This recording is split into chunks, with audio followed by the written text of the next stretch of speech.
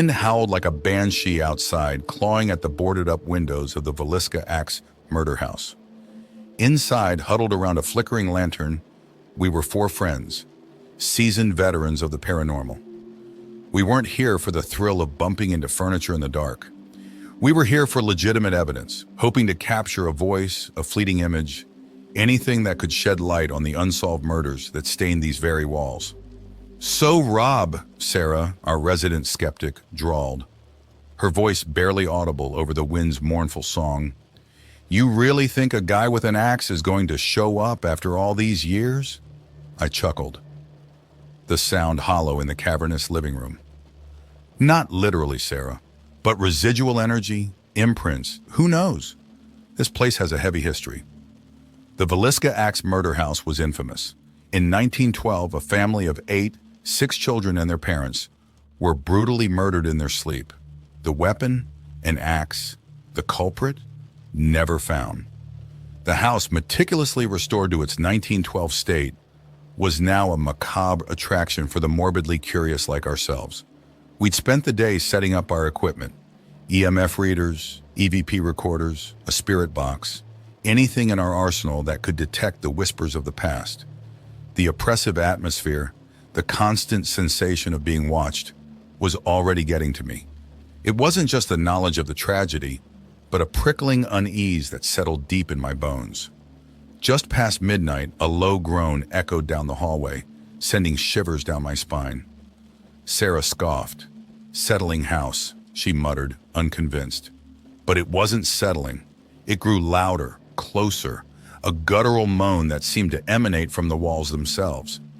We exchanged nervous glances, the lantern flame casting grotesque shadows that danced all around us. Suddenly, a blood-curdling scream pierced the night.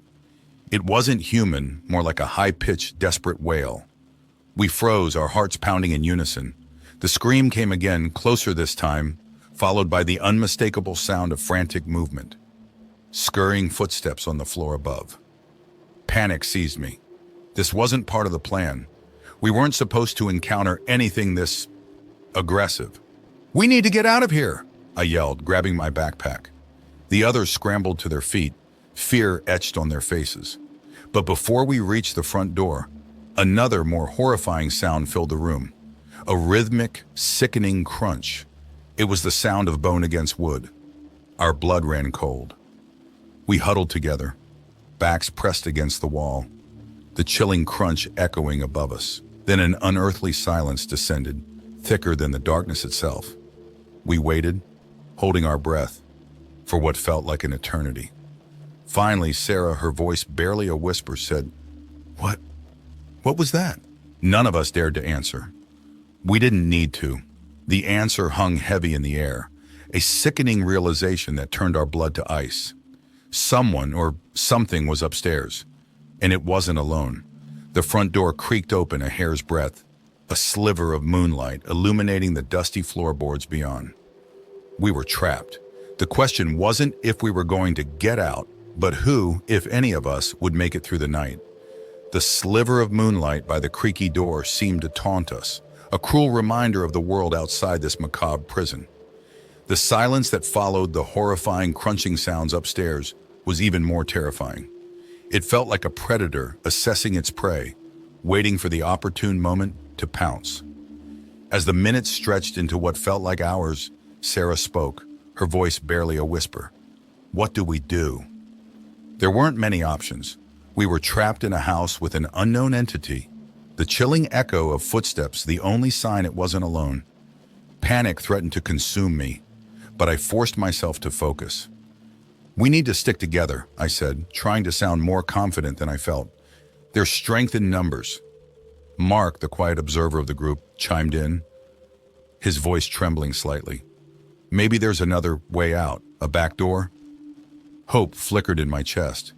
It was a long shot, but it was better than sitting here waiting for whatever was upstairs to decide our fate. We tiptoed toward the back of the house, our eyes darting around in the darkness. The kitchen was just as cold and unsettling as the rest of the house. A faint smell of something metallic hung in the air. Panic threatened to return, but Sarah, ever the skeptic, grounded me. "That's probably just old bloodstains," she said, her voice surprisingly steady. We found a small pantry tucked away in the corner. The door creaked open with a sigh, revealing a narrow, dusty staircase leading down. "This wasn't here before," I whispered, a shiver running down my spine. But what choice did we have? Staying put was suicide. We descended the rickety steps, the air growing colder and musty with each step. The staircase led to a cramped, windowless basement. Cobwebs hung from the low ceiling, and the only light came from the dim glow of our lantern. In the center of the room, my flashlight beam landed on a wooden chest, its lid cracked open. Curiosity momentarily overshadowed our fear. We cautiously approached the chest. Inside, nestled in faded velvet, was a rusty axe. A collective gasp escaped our lips. The murder weapon? Here? But before we could process this chilling discovery, another sound froze us in our tracks. A low, guttural moan echoed through the basement, emanating from a dark corner behind a stack of dusty boxes. Terror surged through me in a sickening wave. This was no residual energy, no spirit imprint. This was something far more present, far more dangerous. We weren't alone. The moan rose in pitch, morphing into a series of desperate whispers. The whispers grew clearer, taking shape as a single word that echoed through this basement. "Help!" Panic turned to confusion. Was this the voice of a victim, a plea from beyond the grave? Or was something else playing tricks on us, using the voice of an innocent to lure us further into the darkness? Just as we were about to step towards the voice, a cold, clammy hand clamped over my shoulder. I screamed, whirling around to face the source, but there was nothing there. The silence that followed was deafening. The whispers had ceased. Then from above came a distinct thud, followed by a dragging sound as if something heavy was being pulled across the floorboards. The horrifying possibility slammed into me like a freight train. The entity wasn't alone anymore. We had to get out. Now, we scrambled back up the rickety stairs, the image of the open chest with the axe burning into my mind. Back in the kitchen, the back door stood open, a cold wind whipping through the room. Freedom. We didn't waste another second. We sprinted out the back door, the house groaning in protest behind us. We ran blindly through the night, the wind screaming in our ears until we collapsed onto the cold, damp grass far away from the house. We lay there gasping for air, the horrifying sounds and chilling encounters replaying in our minds. As dawn broke, casting a pale light on the horrifying scene we'd barely escaped, a new question gnawed at me. Who or what had we encountered in that basement? And what did the chilling plea for help mean? The Villisca Axe Murder House had claimed its share of victims, both past and present. We might have escaped with our lives, but the scars of that night would forever be etched in our memories. And the unsolved mystery of the house, the whispers from beyond the grave, would continue to haunt the living and the dead, a chilling echo in the annals of unsolved crimes. We never spoke publicly about the encounter in the basement. The fear, the confusion, it was too much to share with the world. But amongst ourselves, the details remained a constant reminder of the night we brushed against something truly malevolent. However, some things couldn't be ignored. The axe, we couldn't leave it in the clutches of whatever lurked in that house. Anonymously, we contacted the authorities and reported our discovery. The news sent shockwaves through the paranormal community and reopened the cold case.